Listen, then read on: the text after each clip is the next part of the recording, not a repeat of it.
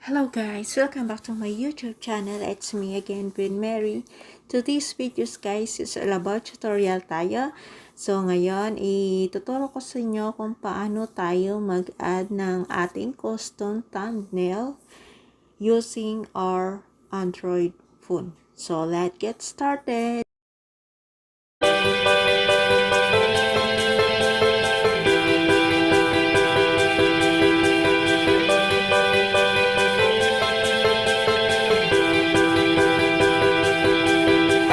Let's get started. So first, if you don't have a YouTube Studio, we need to download it from Play Store.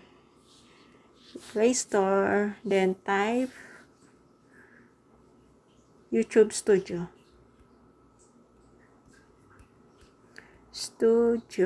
Then here, just click it, and if you have already a YouTube Studio, just open it.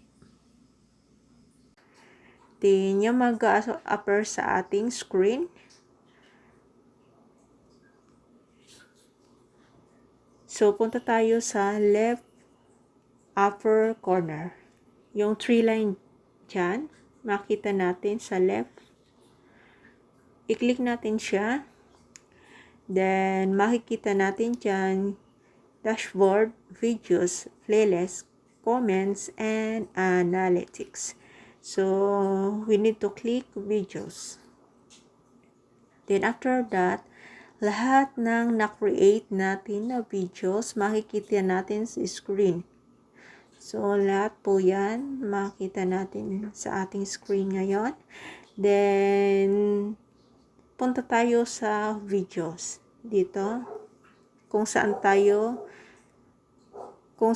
nyo gustong maglagay ng thumbnail sa iyong video. Kiklik lang natin siya. Then, pag naklik natin, ito ang mag-appear sa screen. Nandyan yung pencil. So, click natin yung pencil. Then, makikita natin yung edit, videos, basic and monetization, and advanced setting. So, sa baba niyan, sa may video na nasa middle, so, yon makikita natin yung edit thumbnail. Just click it. Then, after na na-click natin siya, so, ito na siya guys. Sa may baba niya, may makita kayong rectangle dyan. So, yun, mamimili kayo kung gusto nyong mag-add. I-change natin. Click natin tong change. Then, lahat ng makikita nyo dito, punta tayo sa recent. Then, image. Doon sa image, makikita natin meron ditong category, which is PICSART, Messenger, Line, Screenshot, Facebook. So, yun. Kung saan nyo gustong kumuha ng pampalit nyong thumbnail. Sa akin, yun yung ginawa ko yung PICSART. Kaya, ito ang i-click ko siya. Then, after that, makikita natin lahat ng na-create natin na picture sa PICSART. Then, ito, sample natin ito siya. I-click natin siya. Just click it. Ayan siya. Yan na guys yung mag-a-appear. Then, i-click natin siya. Press it. Then, select. Ito, sa taas. Then, after that, makikita natin, ayan, i-save natin siya.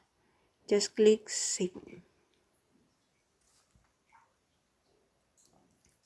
So, yun lang siya guys, kadali kung paano tayo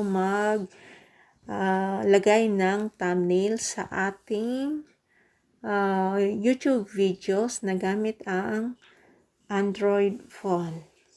At dito na po nagtatapos ang ating tutorial sa araw na ito at sana may natutunan naman po kayo sa aking ibinaaging kaalaman ngayon. At sa mga hindi pa po nakakapag-subscribe sa aking channel, please like, share, and hit the notification button para po ma-update po kayo sa aking mga bagong videos na i-upload. Bye guys! See you in my next vlog!